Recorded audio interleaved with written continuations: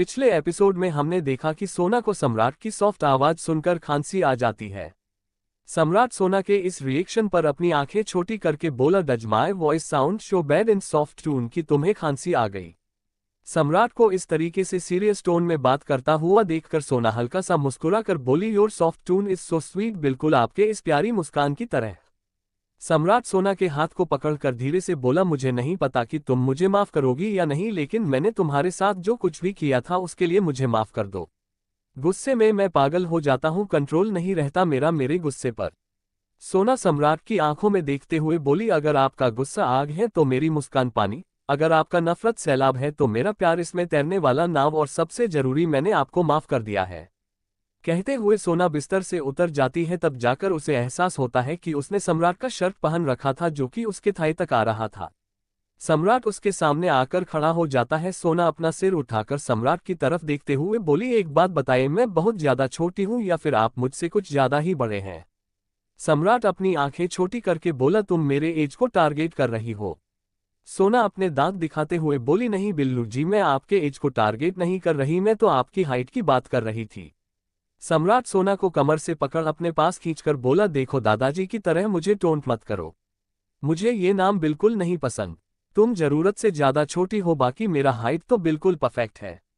सोना मुंह बनाते हुए बोली, गलत, आप जरूरत से ज्यादा लंबे हो, मैं बिल्कुल परफेक्ट हूं। सम्राट सोना के चेहरे पर झुकने लगता है कि कोई दरवाजा खटखटाता है। सम्राट बुरी तरीके से चिढ़ जाता है और वही सोना के होठों पर एक मुस्कान आ जाती है और वह सम्राट को खुद से दूर कर वॉशरूम की तरफ भाग जाती है।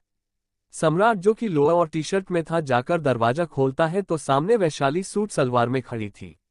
सम्राट अपना मुंह बनाकर बोला, सुबह सुबह अपना चेहरा दिखाकर मेरा दिन खराब करना चाहती हो?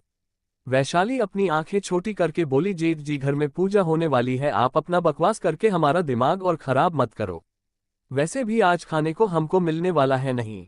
सम्राट वैशाली को घूरते हुए बोला, तुम ना सुधर जाओ। वैशाली जल्दी से बोली, हम ट्राई कर रहे हैं जेठ जी, लेकिन होता ही नहीं है। अब कोई पैदा होने के बाद सीधा चल तो नहीं सकता, ना धीरे धीरे चलना सिखाता है। हम भी वही कर रहे हैं। सम्राट वैशाली के बात पर बोला, नहीं, तुम तो सीधा बड़ी हो गई हो, इसलिए तुम्हारा दिमाग अभी भी घुटने में है। वैशाली बड़ी सी स्माइल के साथ बोली, अरे हमको पता ही नहीं था आप दिमाग से पैदल है, पहले कहना चाहिए था ना। बनारस में बहुत अच्छे महंत जी रहते हैं, मुफ्त में आपका इलाज कर देते, अगर पैसा मांगते तो भी हमारा नाम दे देना था। सम्राट वैशाली को बहुत बुरी तरीके से घूरने लगता है तो वैशाली अपना सिर झुकाकर बोली, आप हमें इस तरीके से क्यों घूर रहे हैं? सम्राट वैशाली के एक्सप्रेशन पर अपनी आंखें बड़ी करके मन में बोला, ये तो गिरगिट से भी बहुत तेज अपना रंग बदलती है। सम्राट मन ही मन सोचने लगता है। पीछे से सोना आते हुए वैशाली से बोली, वैशाली तुम यहाँ, कुछ काम था? सम्राट को अब जाकर रियलाइज हुआ कि वैशाली नाम की झांसी की रानी अचानक से अबला क्यों बन गई। उसकी प्यारी दीदी जो उसके सामने आ गई थी। वैशाली के कुछ कहने से पहले ही सम्राट सोना से बोला, अपनी इस गिरगिट को मेरे कमरे से दूर रखो, क्योंकि इस कमरे में आना किसी को अलाउड नहीं है। इतना कहकर सम्राट चला जाता है। सोना सम्राट की बात पर कंफ्यूज होते हुए वैशाली से कहा, तुमने कुछ कहा उन्हें? वैशाली मुंह बनाते हुए बोली, हम कह रहे थे कि आप अपने उस पति को तलाक देकर किसी अच्छे जिंदा इंसान से शादी कर लो, साला इसके पास दिमाग ही नहीं है, कब क्या कह दे पता ही नहीं चलता। सोना सीरियस लुक के साथ बोली, वैशाली मैं मजाक के मूड में नहीं हूं। तुमने कुछ कहा उन्हें? वैशाली मुंह बनाते हुए बोली, उन्होंने कहा कि हम सिर्फ बड़े हो गए, बाकी हमारा दिमाग हमारे घुटने पर है, लेकिन हमने कुछ नहीं कहा, फिर भी वह हमको गिरगिट कहकर गए, खुद तो बागड़ बिल्ला है। सोना मुस्कुराते हुए बोली, अच्छा तुम अपने कमरे में चलो, मैं कपड़े चेंज करके आती हूँ। वैशाली सोना के हाथ को पकड़कर बोली, नहीं, माँ बुला रही थी आपको, इसलिए हम यहाँ आए थे। सोना अपना सिर हिलाकर वैशाली के साथ निर्जला जी के कमरे की तरफ चली जाती है। वैशाली और सोना जब कमरे में पहुंचती है तो देखते हैं वहां पर रचना और निर्जला जी बैठी हुई थी। रचना उन दोनों को देख बिस्तर की तरफ इशारा करते हुए बोली, एक एक थाल उठाओ और जाकर तैयार हो जाओ, और हाँ, पूजा पूरा होने से पहले कोई खाना नहीं खाएगा। सोना रचना की बात पर अपना सिर हिला देती है, लेकिन वैशाली रचना से कहती है, वैसे काकी सासू, बस हम नहीं खाएंगे या फिर हमारे पति भी नहीं खाएंगे। रचना गुस्से से बोली, तुम नहीं खाओगी क्योंकि तुम पूजा में बैठ रही हो। वैशाली जल्दी से बोली, अरे ऐसे कैसे भाई, हम अकेले ही तो पूजा में नहीं बैठ रहे हैं, ना हमारा पति भी तो बैठ रहा है। रचना वैशाली को बिफरते हुए बोली, यह परंपरा है, लड़कियों को व्रत रखना पड़ता है और पूजा में बैठने के लिए तुम्हें भी ये करना होगा।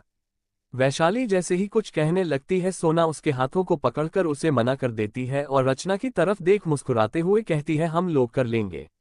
रचना वैशाली की तरफ इशारा करते हुए बोली, इसे तैयार कर दो, 10 बजे मुंह दिखाई की रस्म है और 11 बजे पूजा शुरू है। मेहमान आ रहे हैं। रचना के बात पर सोना अपना सिर हिलाकर वैशाली को अपने साथ ले जाती है। वैशाली मुंह बनाकर चलते हुए बोली, ये पूजा नहीं है बल्कि छोटे छोटे बच्चों को अकाल के कारण मौत की सजा सुना देने वाली एक चालक मास्टरमाइंड दिमाग है। सोना कंफ्यूज होकर हंसते हुए बोली, तुम कहना क्या चाहती हो वैशाली, मुझे समझ नहीं आ रहा। कौन बच्चे, कैसा अकाल, कौन मास्टरमाइंड है? वैशाली मुंह बनाते हुए बोली, काकी सासू ने जानबूझकर हम लोगों को परेशान करने के वास्ते ये पूजा रखी है और हमको भूख हड़ताल पर बैठा दिया। सोना हल्का मुस्कुराकर बोली, वैशाली यह सिर्फ मुंह दिखाई की रस्म है। पूजा के बाद तुम जी भरकर खाना खा सकती हो। वैशाली रोने सा शकल बनाकर बोली, दीदी तब तक हमारे गुड्डू महाराज भूख से मर जाएंगे। सोना अपना सर नहीं में हिलाते हुए वैशाली के कंधे पर हाथ रखकर कहती है, मैं आदिति को देखकर आती हूँ, तुम अपने कमरे में जाओ, मैं आकर तुम्हें तैयार करूंगी। वैशाली सोना की बात पर अपने कमरे की तरफ चली जाती है। अदिति का कमरा। सोना कमरे में आकर देखती है कि अदिति सुकून से एक बड़े से टेडी बियर को गले लगाकर सो रही थी। सोना मुस्कुराते हुए अदिति के पास जाकर उसके सिर पर हाथ फेरते हुए बोली, अदिति उठ जाओ। अदिति सोना के हाथ को पकड़कर मुस्कुराते हुए नींद में बोली, सोने दो ना मम्मा। सोना अदिति के माथे को चूमकर बोली, घर में पूजा है, चलो जल्दी से उठ जाओ। अदिति सोना की आवाज पर इस बार अपनी आंखें खोलकर सोना की तरफ देखती है और जल्दी से उठकर बैठ जाती है। अदिति इधर उधर देखने लगती है, जिस पर सोना उसके गाल को छूकर बोली, अदिति क्या हो गया, इतना घबरा क्यों रही हो? अदिति अपनी आंखें मलते हुए बोली, सॉरी, वो अचानक नींद खुली ना तो मैं घबरा गई थी। मेरी माँ के बारे में कुछ पता चला। सोना अदिति से बोली, तुम्हें घबराने की जरूरत नहीं है, तुम्हारी माँ को बहुत ही जल्दी ढूंढ लेगी पुलिस अपना काम कर रही है और तुम जाकर फ्रेश हो जाओ, आज घर में छोटा सा फंक्शन है। अदिति थोड़ा डरते हुए बोली, अगर आंटी ने गुस्सा किया तो? नहीं, मैं नहीं जाऊंगी। सोना प्यार से बोली, तुम्हें डरने की जरूरत नहीं है अदिति, घर के सभी लोग रहेंगे वहां पर और तुम्हें अच्छे दोस्त भी मिलेंगे। चलो तुम तैयार हो जाओ, तुम्हारे लिए कपड़े निकाल देती हूँ। अदिति सोना की बात पर अपना सिर हिला देती है और बाथरूम की तरफ चली जाती है। सोना कपबोर्ड से अदिति के लिए एक पेंट और कुर्ती के साथ दुपट्टा निकालकर वहां पर रख देती है और फिर खुद तैयार होने के लिए अपने कमरे की तरफ चली जाती है। इधर अमृत का कमरा। वैशाली थाल में जितने भी सामान थे सबको बस बुरी तरीके से घूर रही थी। अमृत वॉशरूम से बाहर आता है, वैशाली के एक्सप्रेशन को देखते हुए कहता है, क्या हो गया, तुम्हें किसी से झगड़ा करने को नहीं मिल रहा है क्या? वैशाली अमृत को घूरते हुए बोली, तुमको लगता है कि हम सबसे झगड़ा करते फिरते हैं? तुम्हारी उस काकी ने देखो हमको का पकड़ा दिया पहनने के लिए। साला दिन भर भूख से मरना है हमको, तुम अपना ये बकवास करके मेरा एनर्जी वेस्ट मत करो। अमृत अपने बाल पोंछते हुए बोला, जैसे कि मैं तो मरा जा रहा हूं तुमसे बात करने के लिए। वैशाली अमृत को इग्नोर कर देती है और फिर दरवाजे की तरफ देखती है, लेकिन वहां पर सोना नहीं थी। अमृत वैशाली के जल्दबाजी को देखकर बोला, तुम्हें जल्दबाजी किस बात की है और तुम किसका इंतजार कर रही हो?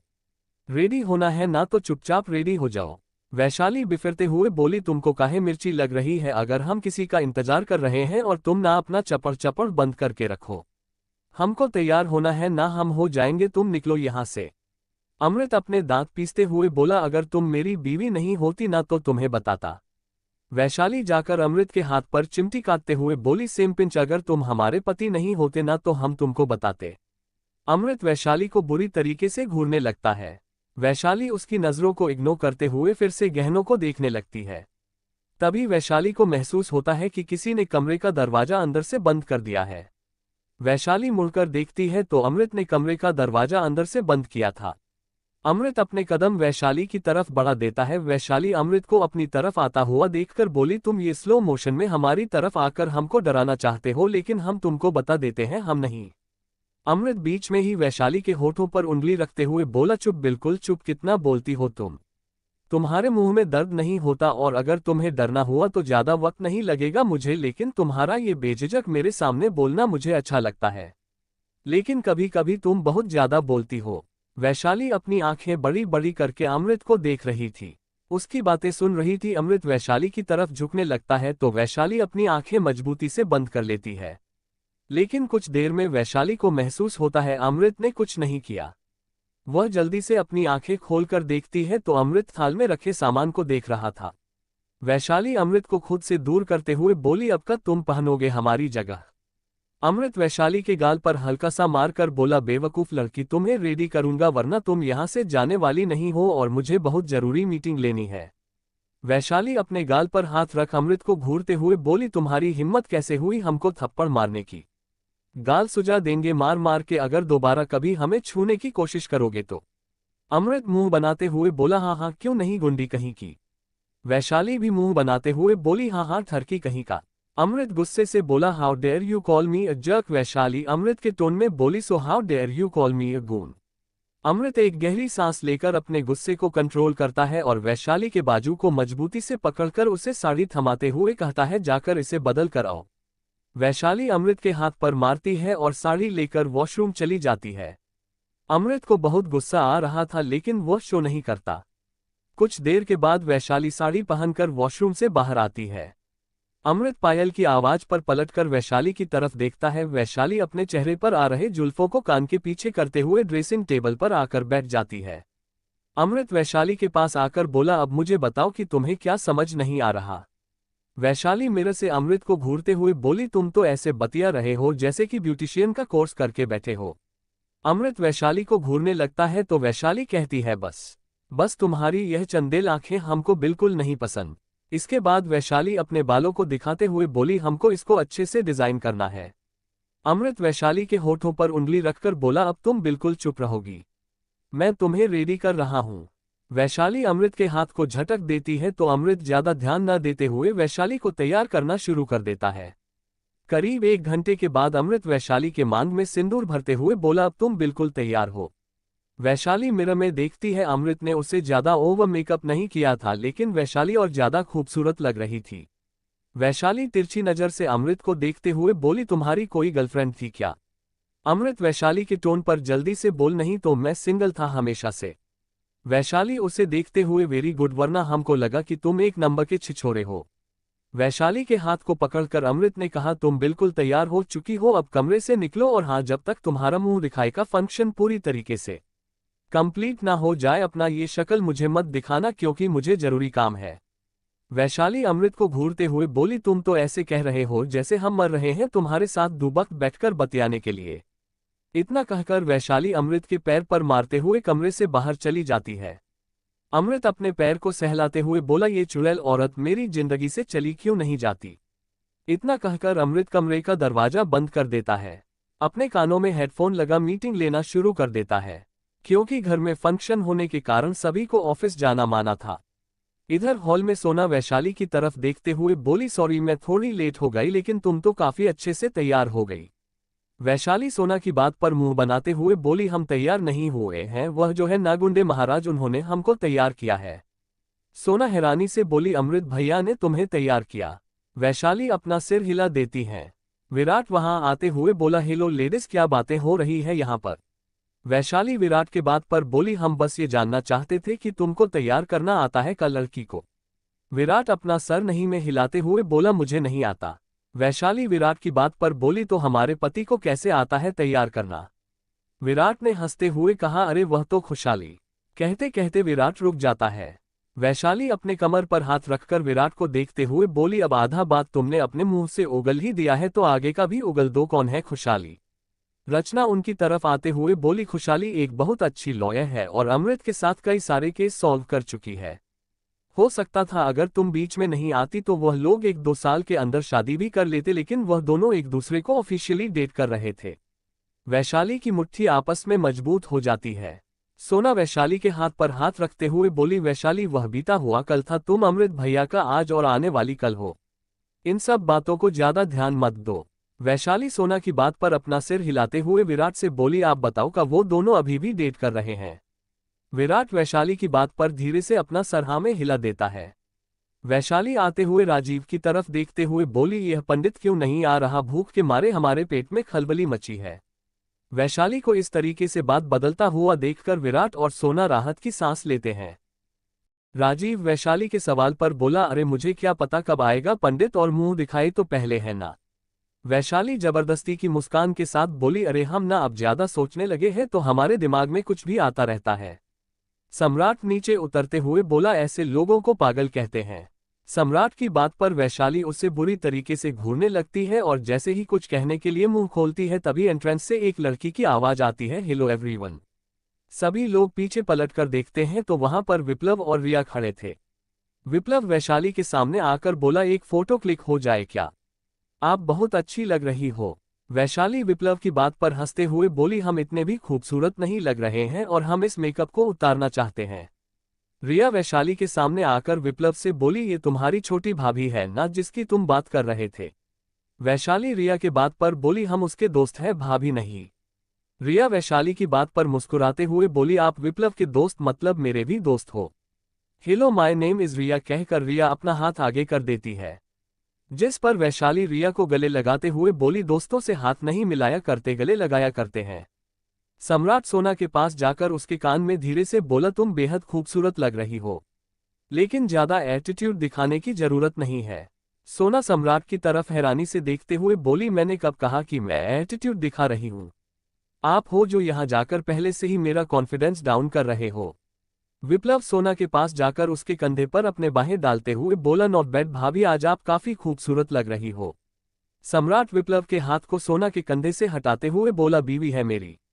विप्लव सम्राट की बात पर बोला, भाभी है मेरी। सम्राट विप्लव को घूरने लगता है तो विप्लव मुंह बनाते हुए दूसरी तरफ चला जाता है।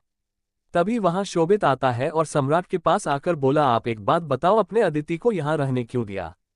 सम्राट शोभित की तरफ देखते हुए कहा, बर्मन वंशल की बेटी है वो, उसके पापा की मौत एक हफ्ते पहले हुई है। फैमिली फोटो में मैंने उसकी तस्वीर देखी थी और हमारे फैक्ट्री में जो लावा एक वर्कर पर गिरा था वह उसके पापा थे। शोभित सम्राट की बात पर हैरान होते हुए बोला, इसका मतलब? सम्राट शोभित की बात को बीच में काटकर बोला, जब तक उसकी मॉम नहीं मिल जाती तब तक समझो वह एक अनाथ है और जो पैसे उसके घर वालों को मिलनी चाहिए थे उसके बजाय वह यहाँ पर रह रही है। शोभित ने सम्राट की बात पर धीरे से बोला, लेकिन ये गलत है भाई। उसे हक है अपनी फैमिली के बारे में जानने का, और अगर उसकी मॉम को कुछ हो गया तो अदिति क्या करेगी? सम्राट शोभित की बात पर रिलैक्स टोन में बोला, डोंट वरी शोभित, अगर उसकी मॉम को कुछ हो गया तो जब तक वह अपने करियर में सेटल नहीं हो जाती उसकी जिम्मेदारी मेरी है। तुम्हें ज्यादा सोचने की जरूरत नहीं है। शोभित सम्राट को देखते हुए बोला, और आप ये सब इसलिए कर रहे हो ताकि? सम्राट शोभित के बात को बीच में काटते हुए कहा, जो पैसे उसके पापा के खाते में जाते उन पैसों से मैं उसके करियर को बनाने में मदद करूंगा और कुछ नहीं। शोभित सम्राट की बात पर बोला, लेकिन इससे वह आपके कर्ज तले दबी हुई महसूस करेगी, उसे लगेगा कि आप उसके ऊपर दया कर रहे हो। उसे सच पता चलना चाहिए। सम्राट शोभित की बात पर बोला, जब उसे उसके मॉम के बारे में पता चलेगा उसी दिन हम उसे सब बता देंगे कि उसके डैड अब इस दुनिया में नहीं रहे और उनके साथ क्या हुआ। शोभित सम्राट की बात पर आगे कुछ नहीं कहता। तभी अदिति नीचे आ जाती है। विराट अदिति के पास जाकर बोला, तुम्हें ज्यादा हेजिटेट करने की जरूरत नहीं है अदिति, तुम यहाँ पर सभी के साथ कंफर्टेबल होकर बात कर सकती हो। अदिति रचना की तरफ देखती है जो कि उसे बुरी तरीके से घूर रही थी, इसलिए अदिति जल्दी से अपना सिर नीचे कर लेती है। अदिति सब लोगों के साथ जाकर खड़ी हो जाती है। सोना अदिति को फ्रूट्स का प्लेट लाकर देते हुए बोली, जब तक पूजा नहीं हो जाती तब तक तुम सिर्फ यही खा सकती हो। अदिति फ्रूट्स को देखकर खुश हो जाती है और वहीं पर बैठकर खाने लगती है। रचना अदिति को देखकर बोली, भुक्कड़ों की तरह खाना बंद करो, यहाँ पर पूजा का सामान रखा हुआ है, तुम्हें दिखाई नहीं दे रहा क्या? अदिति रचना की बात पर डाइनिंग की तरफ चली जाती है। ये देखकर रचना गुस्से से बोली, इस लड़की को आए मुश्किल से एक दिन नहीं हुए और यह मेरी बात को इग्नोर कर रही है, तुम्हें तो मैं छोड़ूंगी नहीं। तभी रिया रचना के पास आकर बोली, हेलो आंटी, आप कैसी हो? रिया की बात पर रचना मुस्कुराते हुए बोली, मैं बिल्कुल ठीक हूँ, तुम बताओ तुम कैसी हो और तुम्हारी मॉम कैसी है? ये देखकर वैशाली और सोना को झटका लगता है। वैशाली सोना की तरफ देखते हुए बोली, दीदी यह खुशार बिल्ली रिया से इतने अच्छे से कैसे बात कर रही है? हमको लगा था कि इसको खूबसूरत लड़कियों से ही एलर्जी है, इसलिए हमको और तुमको पसंद नहीं करती, लेकिन यहाँ पर तो अजीब ही नज़ारा देखना पड़ रहा है। सोना वैशाली की बात पर अपना सिर हिलाती है तो राजीव जाकर सोना के कान में धीरे से कहता है, हमारा जो ग्रुप फैशन डिजाइनिंग कंपनी मिशाल है, इसके पापा वहाँ के शेयर होल्डर है, इसलिए चुड़ैल चाची रिया से इतने अच्छे से बात कर रही है। राजीव की बात पर सोना अपना सिर हिलाते हुए बोली, अब समझ आया चुड़ैल चाची को, मेरा मतलब चाची जी को अमीरों से प्यार है और गरीबों से एलर्जी है। वैशाली सोना के बात पर मुंह बनाते हुए बोली, साली मरेगी तो क्या कब्र में पैसे लेकर जाएगी। राजीव और सोना वैशाली की तरफ घूर कर देखते हैं तो वैशाली अपने मुंह पर हाथ रखते हुए बोली, सॉरी, इनके जैसे लालची इंसानों के जिक्र पर हमारे मुंह से सिर्फ तारीफ के नाम पर गाली ही निकलती है। इसी खातिर हम कह रहे हैं काकी सासू के बारे में यहाँ पर कोनो बात नहीं होगी। सोना वैशाली के गाल पर थपथपाते हुए बोली, तुम्हें ज्यादा सोचने की जरूरत नहीं है। तुम्हारा व्रत है इसलिए तुम कोई भी ऐसी वैसी बात नहीं बोल सकती। वैशाली सोना के बात पर अपना सिर हिला देती है कि पड़ोस की कुछ आंटियों का आना शुरू हो जाता है। सोना वैशाली के चेहरे पर पल्लू डालते हुए बोली, तुम चलो मेरे कमरे में, तुम्हारी मुंह दिखाई शुरू होने वाली है। वैशाली सोना के साथ चलते हुए बोली, लेकिन आपके बागर बिल्ले ने कहा है कि हम आपके कमरे तक नहीं जा सकते। सोना वैशाली को शांत करते हुए बोली, बिल्लू जी का काम है कहना और हमारा काम है उससे न करना।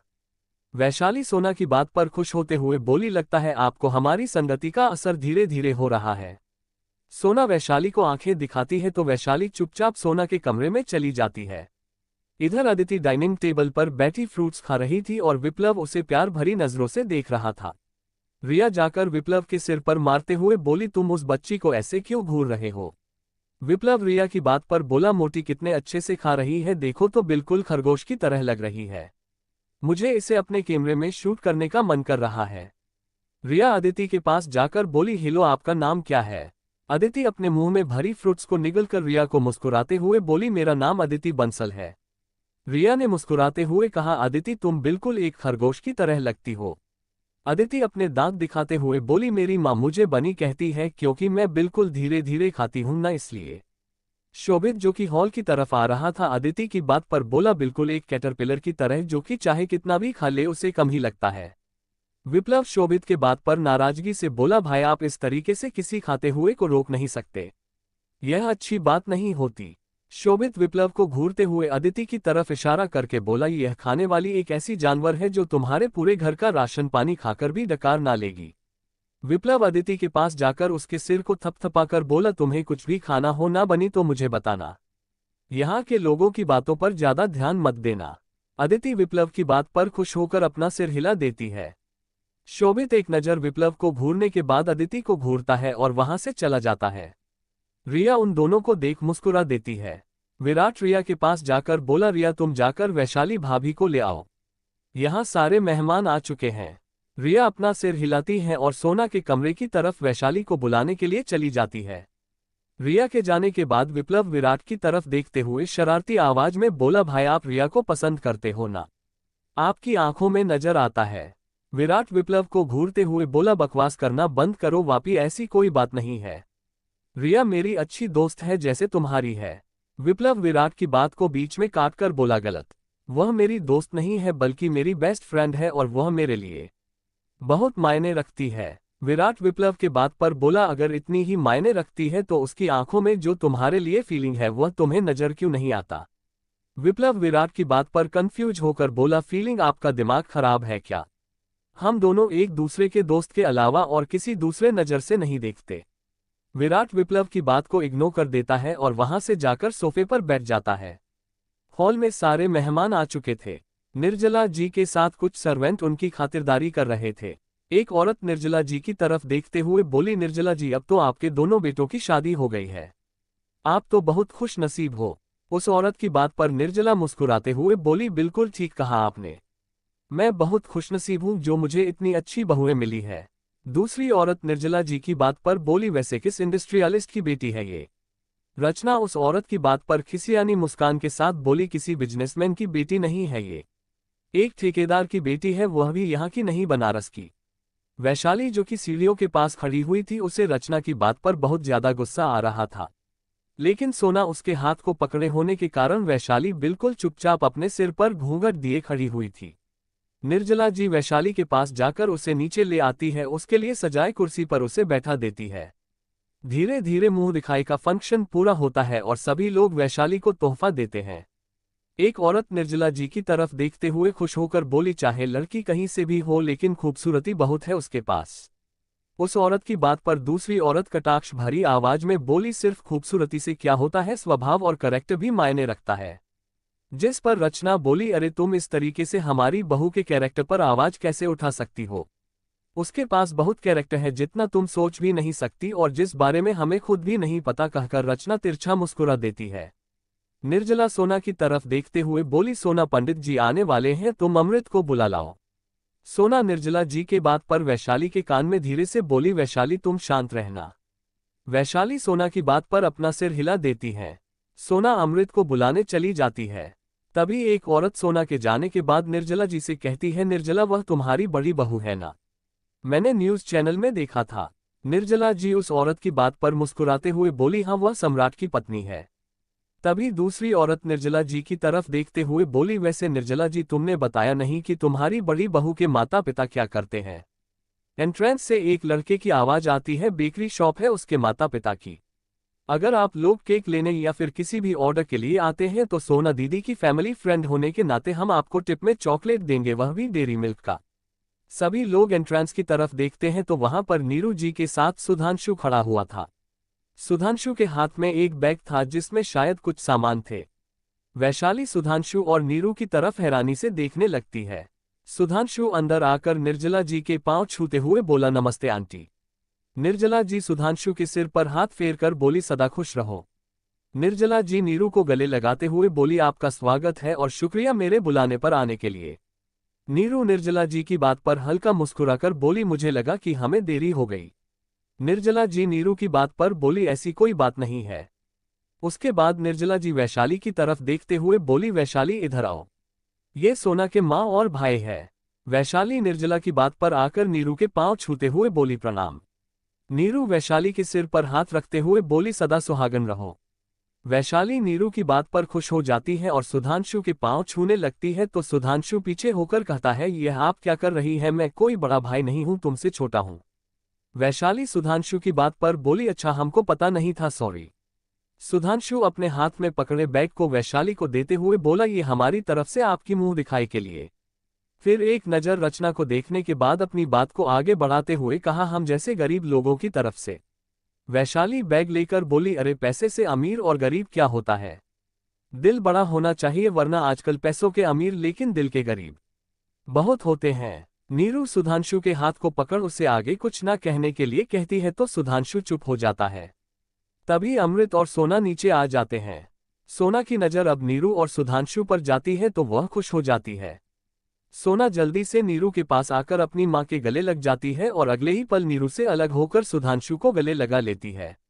सुधांशु सोना के पीठ को थपथपाकर बोला, मैंने आपको बहुत मिस किया दीदी। सोना सुधांशु से अलग होकर उन दोनों को देखते हुए बोली, आप लोग बैठिए, मैं आप लोगों के लिए चाय नाश्ता लेकर आती हूँ। सोना की बात पर सुधांशु जल्दी से बोला, बिल्कुल नहीं, मुझे पता है आपका व्रत है, इसलिए आप चुपचाप बैठिए। सोना सुधांशु की बात पर मुस्कुरा देती है और नीरू के साथ सोफे पर बैठ जाती है। सुधांशु इधर उधर देखते हुए सोना से बोला, जीजा कहाँ है? नजर नहीं आ रहे। रचना सुधांशु की बात पर बोली, क्या तुम्हें जरा सी भी तमीज नहीं है? सम्राट तुम्हारे जीजा जी हैं, जीजा नहीं। सम्राट स्टडी रूम से बाहर आकर नीचे उतरते हुए सुधांशु से बोला, साले सोचा नहीं था कि आप यहाँ आओगे। सुधांशु अपनी आंखें मजबूती से बंद कर पलटकर सम्राट की तरफ देखता है और नकली मुस्कान के साथ कहता है, क्या कर सकते हैं जीजे, कभी कभी आना पड़ता है। सम्राट सुधांशु के सामने आकर खड़ा होते हुए बोला, अरे उम्र में और रिश्ते दोनों में मुझसे छोटे हो साले, तो पांव छूना तो बनता है ना। वैशाली सम्राट और सुधांशु को देखने लगती है और मन ही मन क्या इन दोनों के बीच 36 का आंकड़ा है। साला बहुत मजा आएगा बे इन दोनों का झगड़ा देखकर। हम तो बहुत एक्साइटेड हैं, हमारे पेट में खुशी के मारे तितलियां इधर से उधर मटक रही है। सुधांशु सम्राट की बात पर बोला, वैसे आपने कोई अच्छे काम तो किया नहीं जिसके लिए मुझे आपके पांव छूना पड़े, लेकिन फिर भी आप क्या याद रखोगे जीजा। इतना कहकर सुधांशु सम्राट के पांव छू लेता है। सम्राट धम्मस से सुधांशु के पीठ पर मारकर बोला, भगवान तुम्हें सद्बुद्धि दे साले। सुधांशु खड़ा होते हुए सम्राट को घूर कर देखता है और उसे इग्नोर कर अमृत से हाथ मिलाते हुए बोला, हेलो आप मुझे जानते हैं? अमृत सुधांशु से हाथ मिलाते हुए बोला, हाँ जानता हूँ, सोना जैसी प्यारी बहन के क्यूट भाई हो तुम। सुधांशु अमृत के बात पर कुछ नहीं कहता है। तभी लाखन एंट्रेंस के पास आकर वैशाली से कहता है, वैशाली दीदी चाचा जी का फोन आया है। वैशाली लाखन के पास जाकर फोन ले लेती है और देवराज जी से बात करने लगती है। सुधांशु सोना की तरफ देखते हुए बोली, दीदी किचन कहाँ पर है? सम्राट सुधांशु की बात पर बोला, कोई बात नहीं साले, यहाँ पर बहुत सारे खाना बनाने के लिए है, तुम्हें बनाने की जरूरत नहीं है। सुधांशु कटाक्ष भरी आवाज में बोला, अब एक लड़की क्या करे जब उसे आपके जैसा मंदबुद्धि पति मिले। मेरी बहन का सुबह से व्रत है, लेकिन फल खाना तो अलाउड है ना, लेकिन आप वह भी कहाँ कर सकते हैं, इसलिए मुझे करना पड़ रहा है। कहकर सुधांशु किचन की तरफ चला जाता है और उसके पीछे पीछे सोना भी। उनके जाने के बाद अमृत सम्राट से कहता है, लगता है तेरा साला तुझे बिल्कुल पसंद नहीं करता। सम्राट अमृत को घूरते हुए बोला, जैसे मैं तो उसे इतना पसंद करता हूं कि उसे गोद में उठाकर प्यार करना चाहता हूं। राजीव सम्राट की बात पर बोला, मैं तो चाहता हूं कि कुछ वक्त के लिए तू उसे यहीं पर रहने दे। सम्राट राजीव की बात पर उसे घूरने लगता है तो अमृत सम्राट से कहता है, एक बात बताओ सम्राट, क्या तुम्हें एक पल के लिए भी कभी नहीं लगा कि काश तुम सोना का प्रपोजल मानकर सुधांशु और काव्या की शादी। सम्राट अमृत की बात को बीच में काटकर बोला, बिल्कुल नहीं लगा, और अच्छा है कि मेरी बहन की शादी ऐसे बदतमीज लड़के से नहीं हुई। राजीव सम्राट की बात पर बोला, उसे बदतमीज नहीं कहते, समझदार कहते हैं। खैर तुम जैसे अभिमानी लोगों को पता नहीं होता। सम्राट अमृत की तरफ देखते हुए बोला, ये पंडित कब आएगा। तभी पंडित जी वहां पर आ जाता है और आकर अपने स्थान पर बैठ जाता है। वैशाली भी देवराज से बात कर आकर अमृत के साथ अपनी जगह पर बैठ जाती है। सोना भी सम्राट के साथ बैठ जाती है। सत्यनारायण भगवान की पूजा शुरू होती है। सभी लोग ध्यान से पूजा कर रहे थे। इधर किचन के अंदर सुधांशु सोना के लिए फ्रूट मिल्क शेक बना रहा था। तभी वहां अदिति आ जाती है। सुधांशु को देखकर अदिति ने कहा, भैया मुझे भूख लगी है, क्या आप मुझे कुछ खाने को दोगे। सुधांशु अदिति की बात पर मुस्कुराते हुए बोला, क्या खाना है तुम्हें। फ्रूट मिल्क शेक की तरफ इशारा करते हुए बोली, उसे पीना है मुझे। सुधांशु अदिति की बात पर गिलास में अदिति को देते हुए बोला, तुम्हें फलों से एलर्जी तो नहीं है ना। अदिति ने ग्लास लेकर कहा, जी नहीं। सुधांशु अदिति की बात पर आगे कुछ नहीं कहता। अदिति पूरा मिल्क शेक एक ही बार में खत्म कर देती है। अदिति के होठों पर मूंछ बन जाता है तो सुधांशु अदिति को इशारा करते हुए कहता है, तुम्हारे मूंछ बन गए। अदिति अपने हाथ से साफ कर सुधांशु से बोली, आप भी इसी घर के बेटे हो। सुधांशु थोड़ा कंफ्यूज होकर बोला, मुझे लगा तुम इस घर की बेटी होगी, वैसे तुम हो कौन। अदिति सुधांशु के आगे हाथ करते हुए बोली, हेलो मेरा नाम अदिति बंसल है। सुधांशु अदिति से हाथ मिलाकर बोला, हेलो अदिति, मेरा नाम सुधांशु अवस्थी है और मैं सोना दीदी का भाई हूँ। यहाँ पर फंक्शन अटेंड करने आया हूँ। अदिति ने पाउट बनाकर कहा, क्या मैं आपको सिद्धू कहूँ। सुधांशु कुछ देर सोचने के बाद बोला, वैसे इस नाम से तो मुझे मेरी दीदी और घर वालों के अलावा कोई नहीं बुलाता, लेकिन तुम मेरी छोटी बहन के तौर पर बुला सकती हो। अदिति सुधांशु के बात पर खुश हो जाती है। तभी वहां विप्लव अदिति को ढूंढते हुए आ जाता है। विप्लव अदिति के पास आकर बोला, तुम यहाँ क्या कर रही हो, बाहर पूजा हो रही है ना। अदिति विप्लव की बात पर बोली, आपके मम्मा मुझे डांटती है, इसलिए मैं यहाँ पर सिद्धू से बातें कर रही थी। विप्लव अदिति की बात पर सुधांशु की तरफ देखते हुए बोला, हेलो सुधांशु। सुधांशु विप्लव की बात पर कंफ्यूज होकर कहा, क्या मैं तुम्हें जानता हूं। विप्लव सुधांशु के बात पर अपना सिर हिलाते हुए कहा, हम दोनों सेम कॉलेज में सेम क्लास में है, बस फर्क इतना है कि मेरा सब्जेक्ट कुछ अलग है। सुधांशु विप्लव की बात पर कुछ देर सोचने के बाद बोला, विप्लव ओबरॉय आई एम राइट। विप्लव सुधांशु की बात पर अपना सर हाँ में हिला देता है। सुधांशु विप्लव से हाथ मिलाने के बाद कहता है, नाइस टू मीट यू। विप्लव सुधांशु की बात पर खुश होकर बोला, तुम मास्टर्स कहाँ से कर रहे हो। सुधांशु विप्लव की बात पर बोला, यूनिवर्सिटी से ही कर रहा हूं, मुझे स्कॉलरशिप मिला है। विप्लव सुधांशु के बात पर बोला, क्या हम दोनों दोस्त बन सकते हैं। सुधांशु अपने एक आईब्रो ऊपर उठाकर बोला, तुम मेरे जीजा के भाई हो, क्या ये तुम्हारे स्टैंडर्ड को शूट करेगा। मेरे जैसा मिडिल क्लास लड़का तुम्हारा दोस्त बने। विप्लव सुधांशु की बात पर बेफिक्री से कहा, मुझे फर्क नहीं पड़ता, दोस्त दोस्त होते हैं और मेरा एक फायदा है, जरा पढ़ाई में मैं कमजोर हूं, तो तुम मेरी मदद करोगे। सुधांशु कुछ देर सोचने के बाद बोला, ओके मैं तुम्हारी मदद करूंगा, दोस्त भी बनूंगा, लेकिन एक शर्त पर। दोस्त बनने के लिए शर्त, कैसी शर्त। विप्लव कंफ्यूज होकर बोला। सुधांशु सीधा सीधा बोला, मेरी सोना दीदी को तुम हमेशा प्रोटेक्ट करोगे और अगर कुछ भी होता है तो तुम मुझे तुरंत इन्फॉर्म करोगे। विप्लव अपना सिर हिलाकर बोला, प्रॉमिस मैं तुम्हारा ये काम जरूर करूंगा। तो अब हम क्या दोस्त बन सकते हैं। दोनों एक दूसरे से हाथ मिलाते हैं। तभी रिया अंदर आते हुए विप्लव के सिर पर मारकर बोली, बापी के बच्चे कुछ ज्यादा ही एडवांस नहीं हो गया है तू। विप्लव रिया के बाल को खींचकर बोला, मोटी हमेशा तंग क्यों करती रहती है। रिया विप्लव को घूरते हुए बोली क्योंकि बाहर पूजा लगभग खत्म होने आए और तुम लोग यहाँ पर मियाँ मिट्टू की तरह चोंच लड़ा रहे हो। सुधांशु रिया को मिल्क शेक देते हुए कहा इसे मेरी दीदी और वैशाली दीदी को दे देना। रिया सुधांशु को घूरते हुए बोली और मैं भला तुम्हारा ये काम क्यों करूं? विप्लव रिया के हाथ से ट्रे लेकर बोला तुम नहीं कर सकती तो मैं कर दूंगा। इतना कहकर विप्लव ट्रे लेकर किचन से बाहर चला जाता है। सुधांशु एक नज़र रिया को देखने के बाद एक और ट्रे उठाकर बाहर की तरफ चला जाता है।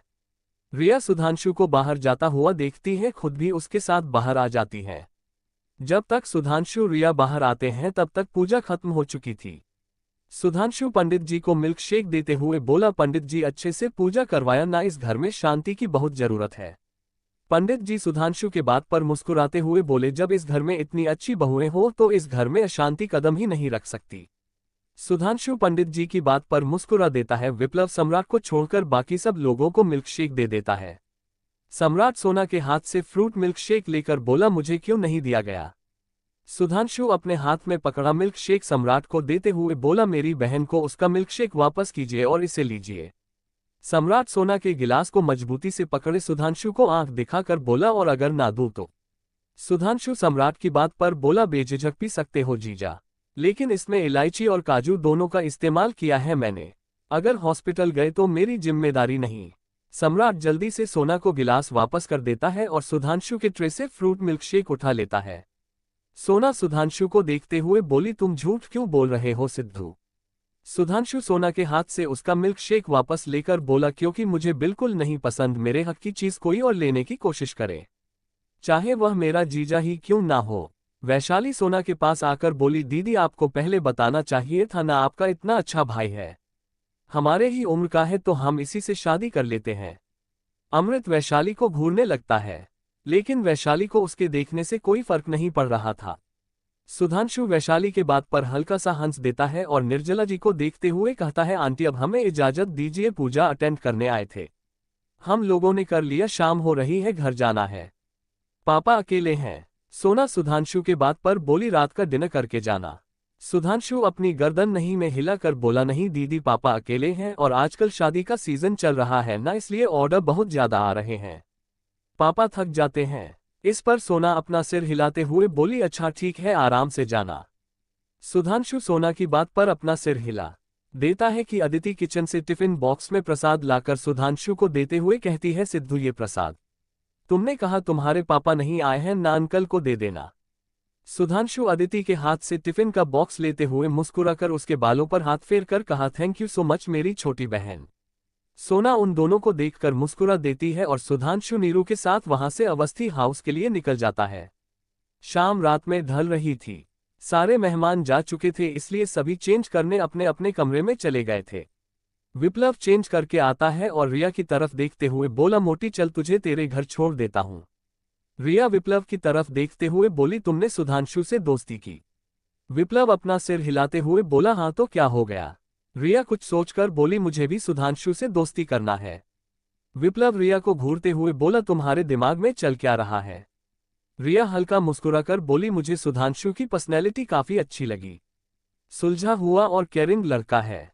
विप्लव अपना सिर हिलाते हुए बोला ठीक है, मैं तुम्हें कॉलेज में उससे दोस्ती करवा दूंगा जब हम मास्टर्स की एडमिशन के लिए चलेंगे। रिया अपना सिर हिला देती है और विप्लव रिया को उसके घर छोड़ने चला जाता है। यहाँ अमृत का कमरा वैशाली कपड़े बदलकर आती है और गहरी सांस लेकर पानी पीने लगती है। तभी उसे ऐसा लगता है जैसे कोई उससे घूर रहा हो। वैशाली ग्लास नीचे रखकर पलटकर देखती है तो अमृत अपने कपड़े बदलकर आ चुका था और वैशाली को ही घूर रहा था।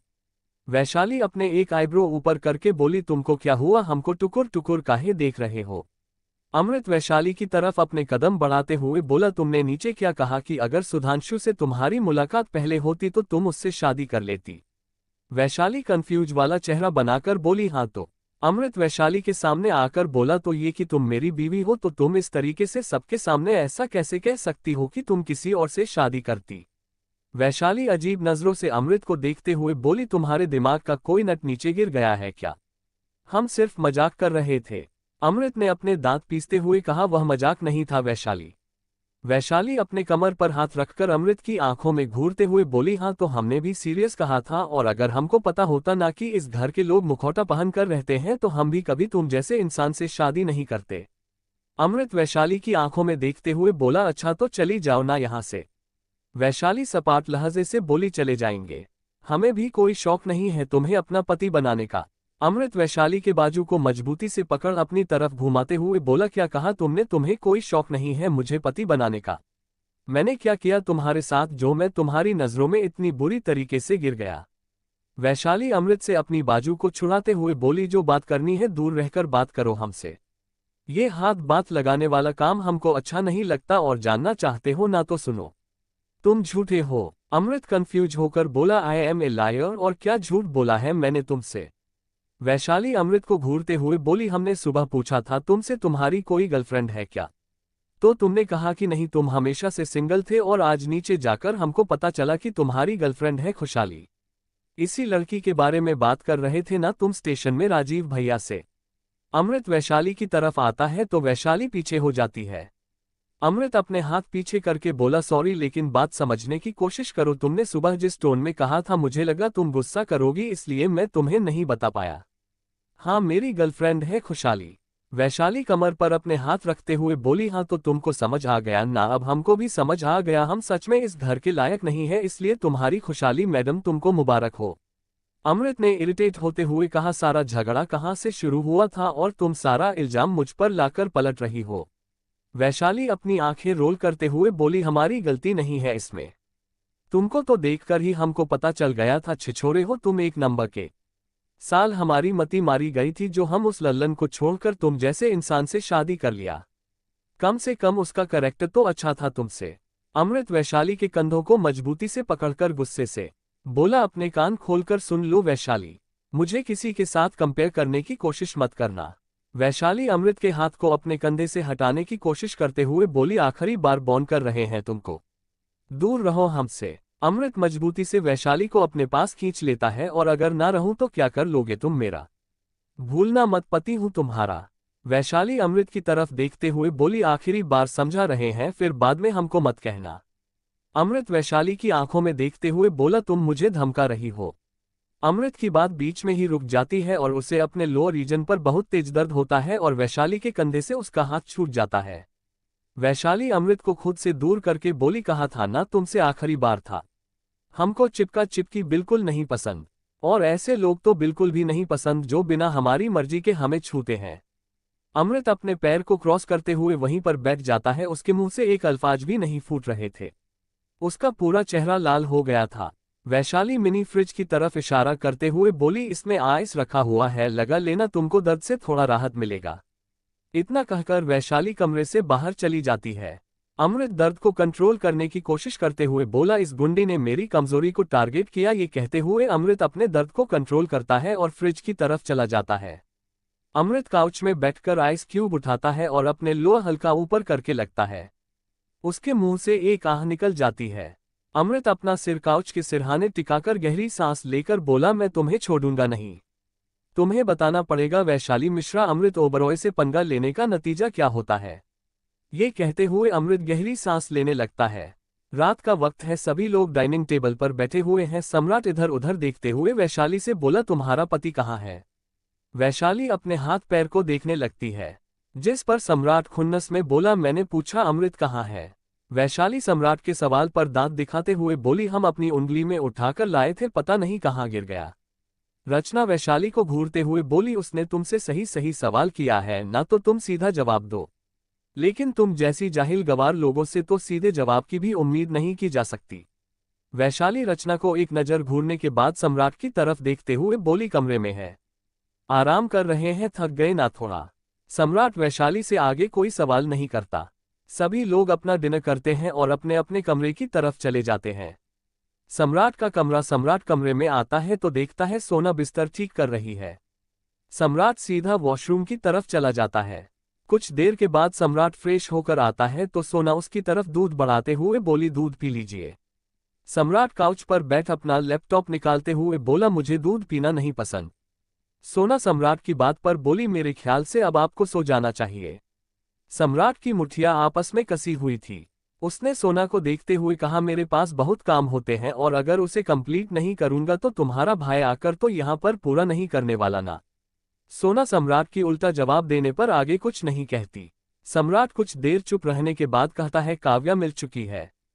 सोना जो कि दूध को किचन में रखने के लिए कमरे से बाहर जा रही थी, सम्राट की बात पर रुक जाती है और पलटकर सम्राट की तरफ देखते हुए कहती है, काव्या मिल चुकी है, कहाँ है वह और आप उसे घर लेकर क्यों नहीं आ रहे। सम्राट नजर उठाकर सोना को देखते हुए बोला, शादी के वक्त हमारे डील तुम भूल चुकी हो क्या। सम्राट की इस बात को सुनकर कि उन लोगों ने शादी के वक्त काव्या के मिल जाने के बाद एक दूसरे से अलग होने का डील किया था, याद आते ही सोना का दिल जोरों से धड़कने लगता है। सम्राट सोना को चुप देखकर आगे बोला, क्या हो गया सोना, तुम्हें याद है या भूल गई। क्या चल रहा है सम्राट के दिमाग में। वैशाली और अमृत का खट्टा मीठा रिश्ता कैसा रहेगा आगे। खुशहाली जब वापस आएगी अमृत की जिंदगी में, तब क्या वैशाली अपने कदम पीछे ले लेगी। रिया क्यों करना चाहती है सुधांशु से दोस्ती। कैसा होगा इन सब का मास्टर कॉलेज।